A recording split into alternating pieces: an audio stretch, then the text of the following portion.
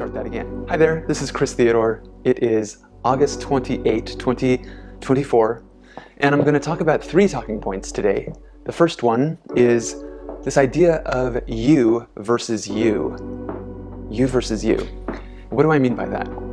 And why is this such a powerful, helpful idea and mindset to have?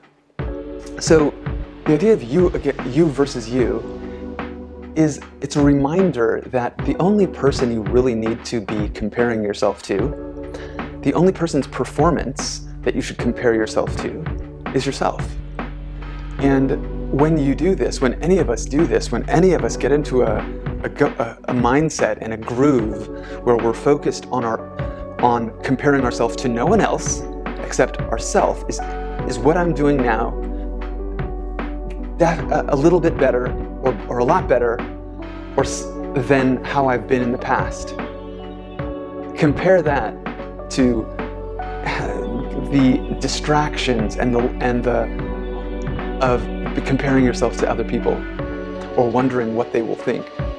If it's me against me, I genuinely can be in a place where it does not matter what other people might say or think, how much faster or better looking or richer or more successful, how many more views someone else has. None of it matters if the comparison is you against you. And when you think about it, why that makes so much sense also is that most people don't really care about what your performance is, right? And then those who do, some of them don't even wish you would succeed. So just when you think about it, think of how much time savings there is, how much energy you can then focus on your own performance.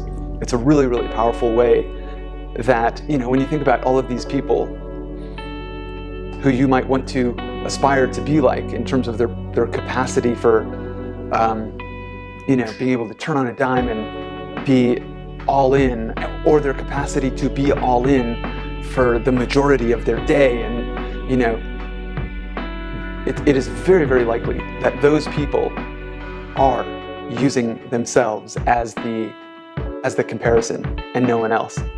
Not that they might not be inspired by other people, just like we are, just like you may be, or I may be, but clearly you versus you is a powerful philosophy or mindset in order to block out distractions that you don't need to have anyway. It makes it so much more simple.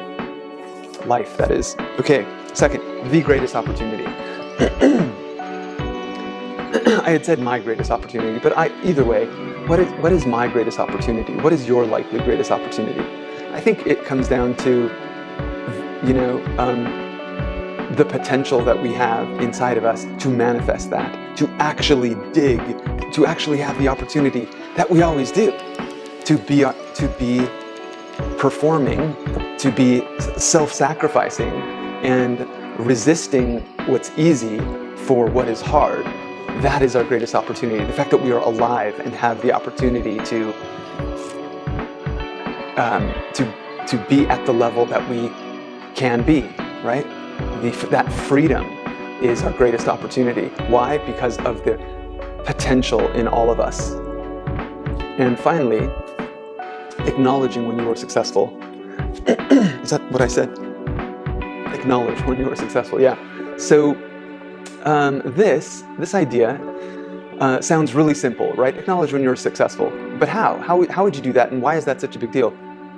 So what happened to me just a couple days ago is I took the time at the start of the day, which I don't normally do, to write out what were some of the things I had already done in that day that were virtuous.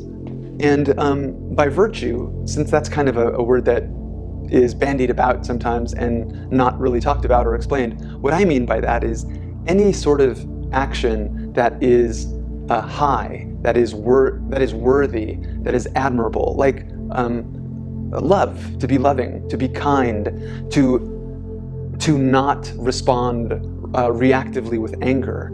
These things are virtues, to be self-disciplined. And so anyway, the weird and wonderful power of acknowledging your own success is that you become kinder to yourself. You are more likely to be honest with yourself, I believe. And what it is you just write it out. It could take you 2 minutes. But getting in the habit of doing something like that is a wonderful way and a powerful way of creating momentum in your day for high performance. For example, I wrote out things like I didn't get in, and it was like just a few words, right? And I found out that I had demonstrated 5 virtues that I actually care about, things that matter to me, So, and why this matters, I think, is that in all of our striving, it's important, and it's important that we acknowledge that when we succeed. It's important that we acknowledge that, because if you're just focused, and I tend to do this from time to time, and maybe you do too, if we're just focused on, or if we're under this illusion that by being kind of harsh against ourselves, that we will push and push. I don't think that's really true.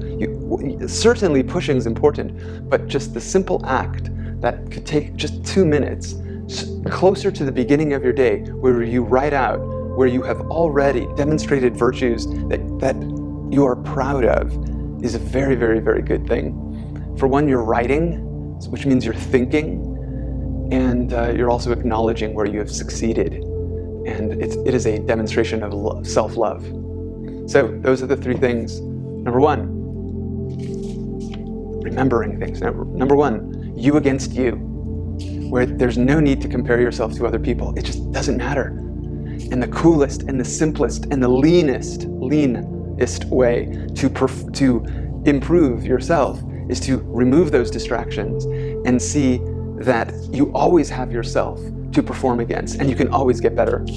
The second one, the greatest opportunity, and that is the fact that we are alive, and that we have, as long as we are healthy, the opportunity to manifest or to live closer to our highest possible potential. Third, acknowledge when you succeed, even in the smallest ways, and in a concrete way, by writing these virtues that you've demonstrated out right before you. That's it. Thanks for watching. Take it easy.